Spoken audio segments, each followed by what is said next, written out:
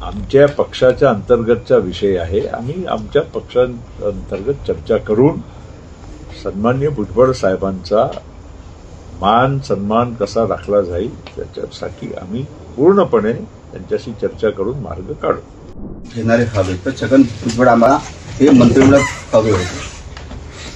छगन भुजबळ साहेब आमचे ज्येष्ठ नेते आहे। मी पहिलं पण सांगितलं की त्यांनी महाराष्ट्रामध्ये देशामध्ये ओबीसीच्या चळवळीमध्ये खूप काम केलेलं आहे आणि ते गोरगरीब वंचित समाजासाठी त्यांनी आयुष्यभर लढा दिलेला आहे।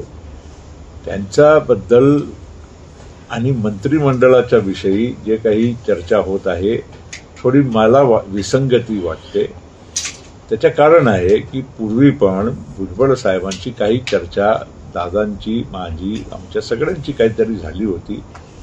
त्या निमित्तानं थोडा त्यांच्या समजण्यामध्ये किंवा काही फरक आला असेल तर ते आम्ही चर्चा करून त्याचा मार्ग काढू। पण भुजबळ साहेबांचा आदर सन्मान ते कायम राखला जाईल आणि त्याच्यासाठी जे काही आम्हाला करावं लागेल ते आम्ही नक्की करू। भुजबळ बोलले की त्यांच्या सूचना आहेत त्यावर आम्ही पुढे काय ते बघू। मला याविषयी काही बोलायचं कारण नाही आहे। सगळे आपापले मत मांडायला लागलेले आहे ते मांडू द्या।